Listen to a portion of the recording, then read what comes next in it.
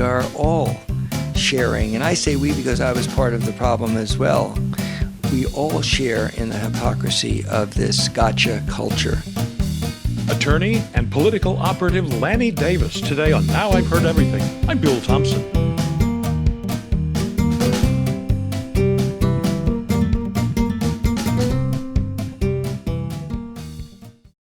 American politics has become a minefield of gotcha. Politicians do it to other politicians. The media do it to politicians. The media do it to the media. And it's ruining the entire system, says one prominent person who used to be a participant in that. Washington, D.C. attorney and one-time Bill Clinton special counsel Lanny Davis says in a 2006 book that the gotcha environment is eroding our very political system in America.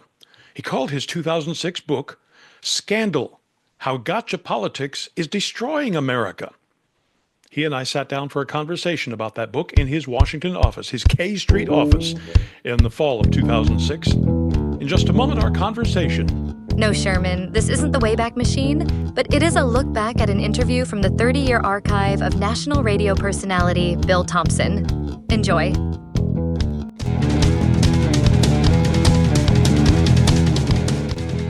So here now, from 2006, Lanny Davis. You have a great introduction to this book that explains its genesis. How did this book get started? What was your impetus? I was sitting in the East Room in May of 2004 of the White House. The Clintons, President and Mrs. Clinton, were about to arrive for the official unveiling of their White House portraits, hosted by President and Mrs. Bush.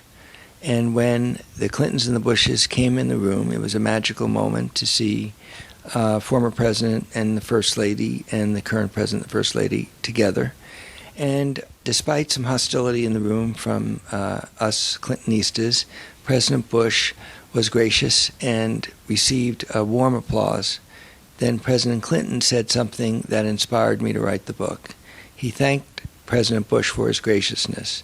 And then he said, wouldn't it be nice if people in politics could disagree about who's right and who's wrong, rather than accusing one another of being good or evil?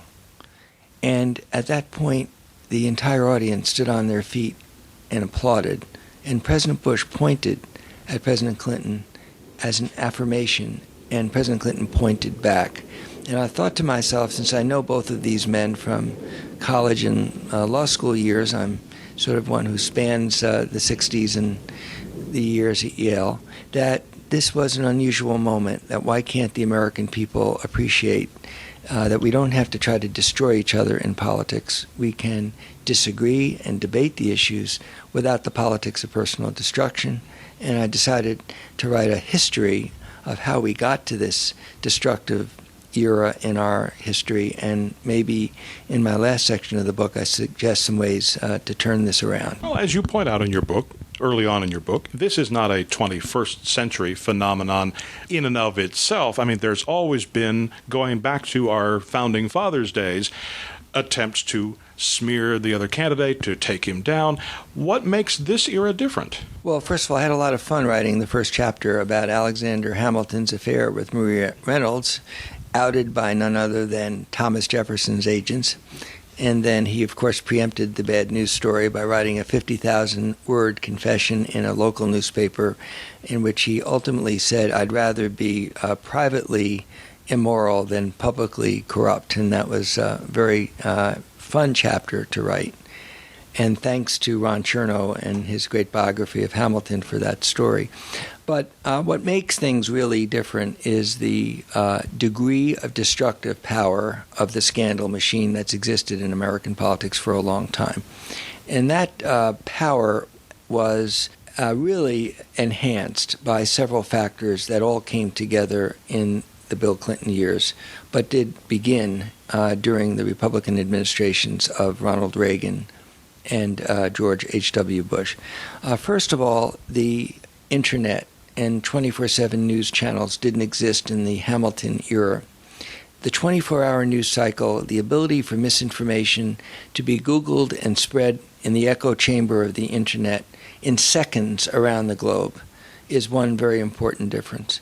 Another important difference invented by us Democrats is the constitutional monster called the Independent Counsel Statute, where if a political partisan wanted to, it was easy to get a prosecutor to investigate and to abuse the powers of being a prosecutor. We Democrats did that in the 80s, and of course they did it back to us, the Republicans did in the 90s. And then finally, most importantly, after the 1994 takeover by the Republicans of the Congress, we had a different level of partisanship than even compared to the Federalists and the Jeffersonians. The level of partisanship was really about destroying the opponent. And comparing back to Thomas Jefferson and Alexander Hamilton, one of the most famous feuds in American political history, Hamilton actually learned about the Sally Hemings affair even after he had to be exposed on his own affair. And he decided that that was out of bounds. And for over 150, close to 200 years, there was a gentleman's agreement between the media and politicians that private behavior was out of bounds, unless it affected public performance. That gentleman's agreement, as I describe it in the book, changed sometime around the Gary Hart daring the press to catch him. And it then started to get worse after the Clarence Thomas hearings, where I thought in an outrageous fashion on national television, basically private conduct was being broadcast. I have no brief for Justice Thomas, certainly wouldn't have supported him for the Supreme Court, but that was unfair, what was done to him.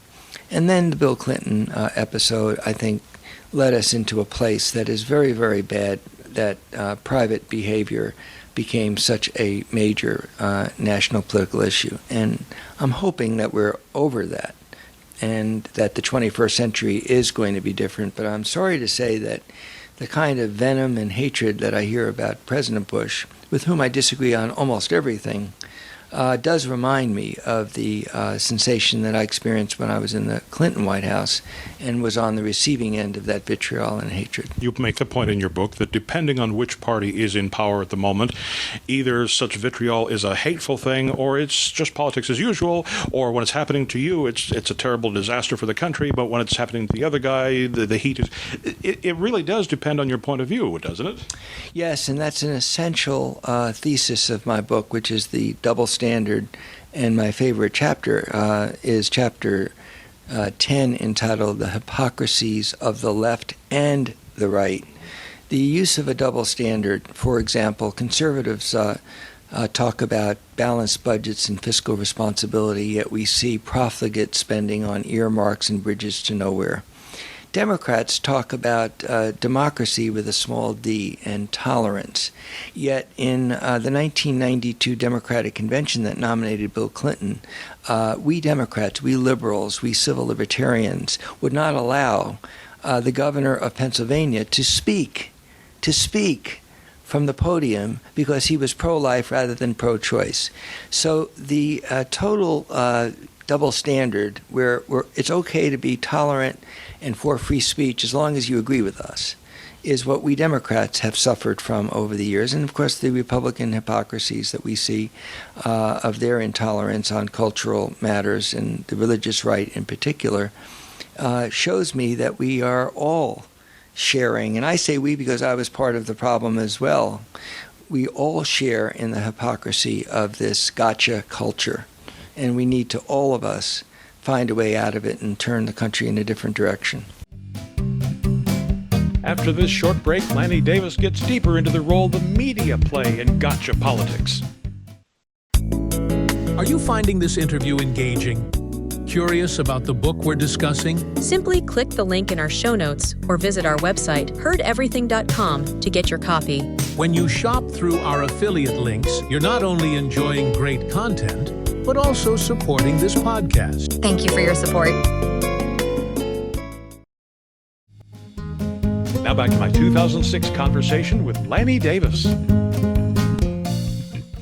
It ain't just you politicians, it's we in the media too. We learned our lesson from Watergate that Bob Woodward and Carl Bernstein became megastars by bringing down a president. Journalism school enrollment exploded in the mid-'70s because of those guys, and now everybody figures, I can bring somebody down. I write about the legacy of Watergate and the material benefits of being another Woodward and Bernstein. I mean, I'd like Robert Redford to play me if someone wants to write a screenplay about this book, but maybe Redford's a little too old, but somebody.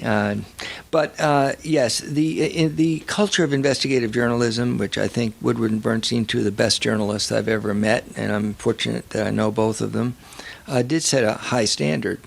But they also, sort of like the apple, Adam and Eve, are hanging out there, and sometimes that temptation to bring down a politician, and this is, by the way, a bipartisan instinct in the media. I don't believe in bias on the left or the right. I believe the bias is to get the story first, and sometimes get it first before you get it right.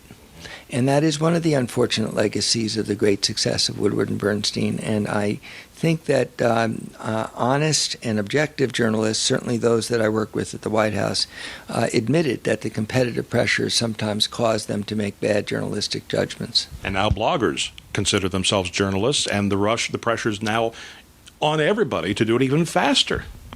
The dangers of the blogs and the internet is exactly what you just said, and it contributes to a different form of the scandal culture that I write about.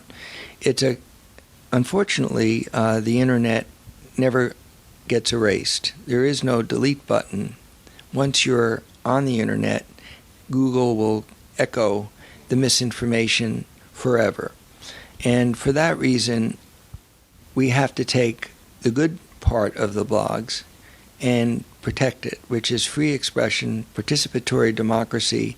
Everybody can sign on and say what they want to, and it's really empowered the average person.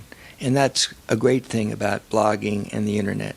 The ugly thing is anonymity, which allows people to be vicious and reckless in what they say without accountability. And secondly, people misperceive what's on the internet as being factual just because it's on the internet. And I won't mention the name, but there's a certain encyclopedia that calls itself an encyclopedia that people use as a reference when actually anyone can sign on and simply change the facts in that encyclopedia. So we have to take the internet and blogging as it is, and it's got limitations, but it's also got advantages. But I gather in the writing of this book that you believe that there is indeed a vast middle America, if you want to call it that is neither pure red or pure blue. It's purple, that would welcome a centrist candidacy, maybe even, as you point out near the end of the book, a president willing to have as his vice president, his or her vice president, a member of the opposite party. Yes, I think there is what I would call a revolt of the center. But let me define center as being someone with a strong ideology on the left or the right, that is a strong set of principles, and doesn't have to compromise those principles, but does need to reach across and talk to somebody who disagrees to try to find some solution to problems that might be a mix of the principles. And that's what's been missing in Washington for a long time. The focus on destroying your opponent rather than working with your opponent doesn't mean that you give up your principles. It does mean that you try to find common ways of solving problems. And the last chapter, I do have a somewhat whimsical vision that in 2008, whoever wins the election will ask their vice president-elect to resign, maybe appoint that person Secretary of State or Secretary of Defense, something good, and invite the losing candidate from the other party to join the administration as vice president, split the cabinet 50-50, and then do a pact. We're not going to run again.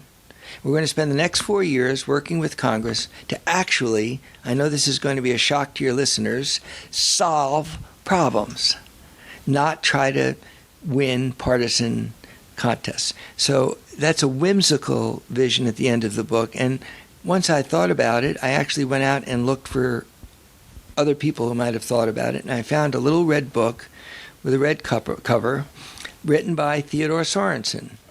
and that was President Kennedy's speechwriter and senior counsel, who wrote a book in 1984 proposing exactly this idea, which I refer to in the book. And I figured, well, if it was good enough for Ted Sorensen, it's good enough for me. I have to confess, when I read your what you call whimsical proposal, I thought either we would have 4 of the greatest, most productive years in this country's history, or 4 years of the greatest gridlock this country's ever seen. Well, it's something that's never been done quite the way I propose it in American history, but there is one time that I refer to where it was close to being done.